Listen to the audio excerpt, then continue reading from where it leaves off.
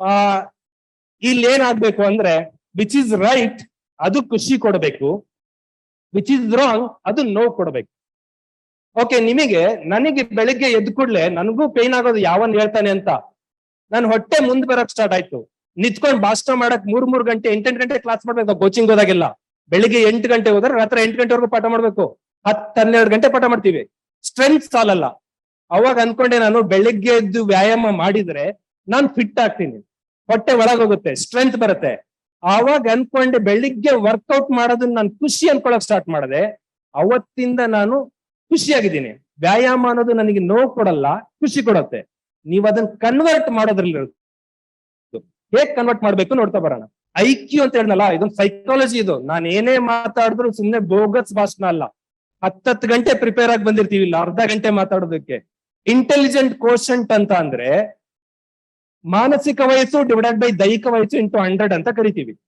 ಏನು ಅಂದ್ರೆ ಇದು ನನ್ನ ರಿಯಲ್ ಹುಟ್ಟಿದ ಡೇಟ್ ಆಫ್ ಬರ್ತ್ ಇಂದ ತಗೊಂಡ್ರೆ ನನಗೆ 40 ವರ್ಷ ಅಂತ ಅಂದ್ರೆ ಮಾನಸಿಕವಾಗಿ 40 ವರ್ಷದ ತರನೇ ಇದೀನಿ ಅಂತ ಅಂದ್ರೆ ನನ್ನ ಐಕ್ಯೂ 100 ಅಂತ ಅರ್ಥ. ಸೇಮ್ 100 ಬರುತ್ತದು.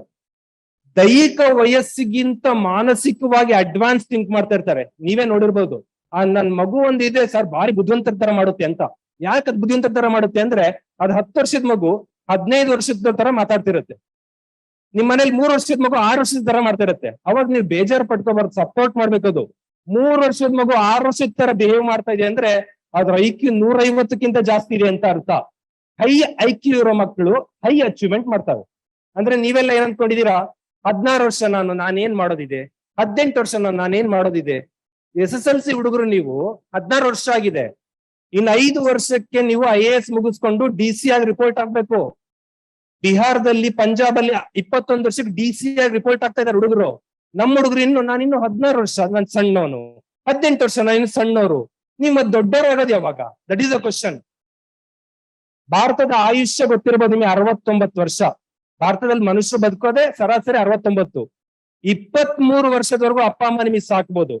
23 ಆದ್ಮೇಲೆ ಅವರೇ ಸಾಕ್ಬೇಕು ಅಂತಂದ್ರೆ ಅದು ಸೋಲು ಅಂತ ಅರ್ಥ, ಡಿಫೀಟ್ 100%. ಹಂಗಾಗಿ ಹುಡುಗರು 23 ವರ್ಷಕ್ಕೆ ಸೆಲ್ಫ್ ಡಿಪೆಂಡೆಂಟ್ ಆಗ್ಬೇಕು. MD ಮಾಡ್ಕೊಂಡ್ ಬರ್ಬೋದು, ನೀವು MTech ಮಾಡ್ಕೊಂಡ್ ಬರ್ಬೋದು. 23 ವರ್ಷಕ್ಕೆ ಎಲ್ಲದೂ ಕಂಪ್ಲೀಟ್ ಮಾಡ್ಕೊಂಡ್ ಬರ್ಬೋದು. ದಟ್ಸ್ ವೈ ನೀವ್ ಯಾವಾಗೂ ಬಾಡಿ ಏಜ್ ನಷ್ಟೇ ಇದೀರಿ ಅಂದ್ರೆ ದಡ್ರು ಅಂತ ಅರ್ಥ. ಬಾಡಿ ಏಜ್ ಗಿಂತ ಥಿಂಕಿಂಗ್ ಅಡ್ವಾನ್ಸ್ ಇರ್ಬೇಕು, ಅವಾಗ ನಿಮ್ IQ ಜಾಸ್ತಿ ಅಂತ ತೋರಿಸ್ತೀವಿ. ನಂಬರ್ 2, ಎಮೋಷನಲ್ ಕೋಶಂಟ್ ಜೊತೆ ಮಿಕ್ಸ್ ಮಾಡಿದ್ರಿ ಅಂದ್ರೆ ಭಾವನೆಗಳು. ಓದುವುದನ್ನ ಖುಷಿ ಅನ್ಕೊಂಡ್ರಿ, ವ್ಯಾಯಾಮ ಮಾಡೋದು ಖುಷಿ ಅನ್ಕೊಂಡ್ರಿ, ಏನೋ ಸಾಧನೆ ಮಾಡೋದು ಖುಷಿ ಅನ್ಕೊಂಡ್ರಿ ಅಂದ್ರೆ ಮಾತ್ರ ನೀವು ಸಕ್ಸಸ್ ಕಾಣ್ತೀರಾ. ಅದನ್ನ ನೋವು ಅನ್ಕೊಂಡ್ರಿ ಅಂತ ಅಂದ್ರೆ ಇನ್ 10 ವರ್ಷ ಬಿಟ್ಟು ಅದೇ ಜಮೀನ್ಗಳಲ್ಲಿ ಗದ್ದೆಗಳಲ್ಲಿ ನಿಮ್ಮನ್ನ ನೋಡ್ತಾ ಇರ್ತೀವಿ, ಅದೇ ಸಣ್ಣ ಗೂಡಂಗಡಿಯಲ್ಲಿ ನೋಡ್ತಾ ಇರ್ತೀವಿ. ಸಣ್ಣ ಗೊಬ್ಬರದ ಅಂಗಡಿಯಲ್ಲಿ ಗೊಬ್ಬರ ಮಾರ್ತಾ ಇದ್ದ ಈಶ್ವರ್ ಅವ್ರು ಇವತ್ತು ಟ್ಯಾಕ್ಸ್ ಕೋಟಿಗಟ್ಲೆ ಕಟ್ತಾರೆ. ಗೌರ್ಮೆಂಟ್ ಆಫ್ ಇಂಡಿಯಾಕ್ಕೆ ಇನ್ಕಮ್ ಟ್ಯಾಕ್ಸ್ ಕೋಟಿಗಟ್ಲೆ ಕಟ್ತಾರೆ. ಅವ್ರೇನಾದ್ರೂ ಥಿಂಕ್ ಮಾಡದೇ ಇದ್ದಿದ್ರೆ ಅದೇ ಗೊಬ್ಬರದ ಅಂಗಡಿಯಲ್ಲೇ ಉಳ್ಕೊಂಡ್ಬಿಡ್ತಾ ಇದ್ರು. ಗೊಬ್ಬರದ ಅಂಗಡಿಯಲ್ಲಿ ಉಳ್ಕೋಬೇಕಾ, ಬಿಲಿಯನಿಯರ್ ಆಗ್ಬೇಕಾ, ನೀವು ಡಿಸೈಡ್ ಮಾಡ್ಬೇಕು. ಅದು ಡಿಸೈಡ್ ಮಾಡೋದು ನಮ್ ಪವರ್ಸ್. ಒಂದ್ ಕ್ಲಿಯರ್ ಆಗಿ ಹೇಳ್ಬಿಡ್ತೀನಿ, ಏನ್ ಮಾಡ್ಬೇಕು ಅಂತ ನಿಮಗೆ ಅನ್ಸ್ತಾ ಇದೆಯಲ್ಲ, ದಟ್ ಈಸ್ ಕಾನ್ಶಿಯಸ್ ಮೈಂಡ್ ಅಂತ ಕರಿತೀವಿ. ಇದು ನಿಮಗೆ ಸಪೋರ್ಟ್ ಮಾಡೋದು ಇಷ್ಟೇ. ಸಬ್ ಕಾನ್ಶಿಯಸ್ ಮೈಂಡ್ ಅಂತ ಇರುತ್ತೆ, 7 ಪಟ್ಟು ಇರುತ್ತೆ ಅದು. Subconscious mind depends on emotions, ಭಾವನೆಗಳು. ನೀವ್ ಯಾವತ್ತು ಭಾವನೆಗಳಿಗೆ ಸಪೋರ್ಟಿವ್ ಆಗಿ ನಿಂತ್ಕೊಂತೀರೋ ಅವತ್ ಮಾತ್ರ ಗೆಲ್ತೀರಿ, ಇಲ್ಲ ಅಂದ್ರೆ ಗೆಲ್ಲಲ್ಲ. ಮತ್ತೆ ಏನ್ ಮಾಡ್ಬೇಕು ಇದಕ್ಕೆ ಅಂತ ಅಂದ್ರೆ ಬಿಲೀಫ್ ಸಿಸ್ಟಮ್ ಚೇಂಜ್ ಮಾಡ್ಕೋಬೇಕು, ನಂಬಿಕೆಗಳನ್ನ ಬದಲಾಯಿಸ್ಕೋಬೇಕು. ನಿಮ್ಮೂರಲ್ಲಿ 100 ಜನ ಡಿಗ್ರಿ ಆದವ್ರು ನೋಡಿರ್ತೀರಾ, ಕೆಲ್ಸ ಸಿಕ್ಕಿರಲ್ಲ. ನಿಮಗೇನ್ ಅನ್ಸುತ್ತೆ, ಅವನ್ಗೆ ಕೆಲ್ಸ ಸಿಕ್ಕಿಲ್ಲ, ನಾನು SSLC ನನ್ಗೇನ್ ಕೆಲ್ಸ ಸಿಗುತ್ತೆ ಅನ್ಕೋತೀರಾ. ನಿಮ್ಮೂರಲ್ಲಿ PG ಮಾಡಿದವರು, ಡಾಕ್ಟರೇಟ್ ಮಾಡಿದವ್ರು ನೋಡಿರ್ತೀರಾ, ಅವನ್ಗೆ ಕೆಲ್ಸ ಸಿಕ್ಕಿಲ್ಲ, ನನ್ಗೇನ್ ಸಿಗುತ್ತೆ ಅಂತ. ಯು ಡೋಂಟ್ ಬಿಲೀವ್, ನಾನು ಅಸಿಸ್ಟೆಂಟ್ ಪ್ರೊಫೆಸರ್ ಎಕ್ಸಾಮ್ ಬರಿಬೇಕಾದ್ರೆ 10,000 ಜನರ ನಡುವೆ ಫೈಟ್ ಇದೆ, 100 ಪೋಸ್ಟ್ ಇರೋದು. ನಾನು ಮಾಮೂಲಿ ಡೈರೆಕ್ಟ್ ಆಗಿ ಡಿಗ್ರಿ MA ಕಾಲೇಜ್ಗೆ ಹೋದನಲ್ಲ, ಮನೇಲಿ ಕುತ್ಕೊಂಡು MA ಮಾಡ್ಕೊಂಡವನು. PhD ಮಾಡಿದವ್ರೆ 1,000 ಜನ ಇದ್ರು. PhD ಮಾಡಿದವರು ಎಲ್ಲರೂ ಹೇಳೋರು, PhD ಡಾಕ್ಟರೇಟ್ ಮಾಡಿದವ್ರು 1,000 ಜನ ಇದ್ದಾರೆ, ನೀನ್ ಆಫ್ಟರ್ ಆಲ್ ಮನೇಲಿ ಕುತ್ಕೊಂಡು MA ಮಾಡಿದವನು, ನಿನ್ಗೆಲ್ ಜಾಬ್ ಸಿಗುತ್ತೆ ಅಂತ. ನನಗ್ ಗೊತ್ತಿತ್ತು 100 ಹುದ್ದೆಲಿ 1 ಹುದ್ದೆ ನನಗೆ, ಇನ್ನು ಉಳುಕಿದ್ದೆ ಅವ್ರು ತಗೊಳ್ಳಿ ಅಂತ ಅನ್ಕೊಂಡಿದ್ದೆ. ಎಕ್ಸಾಮ್ ಬರ್ದೆ, ಸೆಲೆಕ್ಟ್ ಆದೆ. PhD GHD ಯಾವ್ದು ನಡೆಯಲ್ಲ. ನೀವೇನಿಲ್ಲಿ ಕಮಿಟ್ ಆಗ್ತೀರಾ, that is commitment is working out. ಹಾಗಾಗಿ ನೀವು ಡಿಸೈಡ್ ಆಗ್ಬೇಕು ಬಿಲೀಫ್ ಸಿಸ್ಟಮ್ ಹೇಗಿರ್ಬೇಕು ಅಂತ. ಅಂದ್ರೆ ನೀವ್ ಏನ್ ಹಿಡಿತೀರಾ ಅಷ್ಟು ಭಗವಂತ ಕೊಡ್ತಾನೆ. ಭಗವಂತ ಹೆಂಗಿದಾನೆ ಅಂದ್ರೆ ನೀನ್ ಏನ್ ಕೇಳ್ತೀಯ ಅದ್ ಕೊಡಕ್ ರೆಡಿ ಇದಾರೆ. ಮೇಲ್ಗಡೆ ಅಶ್ವಿನಿ ದೇವತೆಗಳಿದಾರಂತೆ, ಅವ್ರು ಏನ್ ಮಾಡ್ತಾರೆ ಅಂದ್ರೆ ಜಸ್ಟ್ ಅಸ್ತು ಅಸ್ತು ಅಸ್ತು ಅಂದ್ರೇನು, ಹಾಗೆ ಆಗಲಿ ಹಾಗೆ ಆಗಲಿ ಹಾಗೆ ಆಗಲಿ.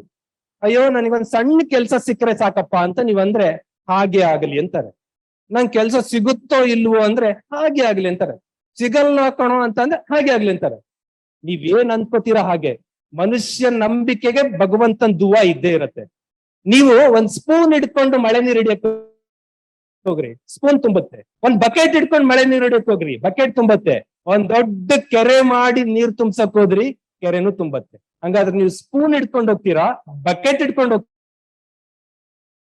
ಹೋಗ್ತೀರಾ, ಪಾಂಡ್ ತೋಡ್ತೀರಾ, ಯಾವ್ದು ಮಾಡ್ತೀರಾ, ಕೆರೆ ತೋಡ್ತೀರಾ. ಕೆರೆ ತೋಡಿದ ಮಹಾನ್ ವ್ಯಕ್ತಿ ಸ್ವಾಮೀಜಿಗಳಿದ್ದಾರೆ. ಹೊಸನಗರ ಸುತ್ತಮುತ್ತ ನೂರಾರು ಕೆರೆಗಳು ಅಭಿವೃದ್ಧಿ ಮಾಡ್ತಾ ಇದ್ದಾರೆ. That is the dream. ಅವ್ರ ಮಠದಲ್ಲಿ ಒಂದ್ ಸ್ಪೂನ್ ಇಟ್ಕೊಂಡು ನಂಗೆ ನೀರ್ ಸಾಕು ತೀರ್ಥಕ್ಕೆ ಅಂತ ಕೂತ್ಕೊಂಡಿದ್ರೆ ಅವ್ರ ಸ್ವಾಮೀಜಿ ಅದೇ ಸ್ಥಾನ ಮನೆ ಇರ್ತಾ ಇತ್ತು. ಒಂದು ದೊಡ್ಡ ಕೊಳಾಯಿ ಇಟ್ಕೊಂಡು ನನ್ ಮಠಕ್ಕೆ ಸಾಕು ನೀರು ಅಂದ್ರೆ ಅಷ್ಟೇ ಇರ್ತಾ ಇತ್ತು. ಇಲ್ಲ, ಇಡೀ ಮಲೆನಾಡಿಗೆ ನೀರು ಕೊಡ್ಬೇಕು ಅಂತ ಕೆರೆಗಳನ್ನ ಡೆವಲಪ್ ಮಾಡ್ತಾರೆ. ಕೆರೆ ತುಂಬ್ತಾ ಇದಾವೆ, ಇವತ್ತು ತುಂಬಿ ಹರಿತಾ ಇದಾವೆ. ನೀವು ಕೆರೆಗಳನ್ನ ತುಂಬಿಸುವಂತ ಡ್ರೀಮ್ ಇಟ್ಕೋಬೇಕು ಬಿಟ್ರೆ ಸಣ್ಣ ಸಣ್ಣ ಇಷ್ಟಿಷ್ಟೇ ಕನ್ಸುಗಳು ಇಟ್ಕೊಳ್ಳೋದಲ್ಲ.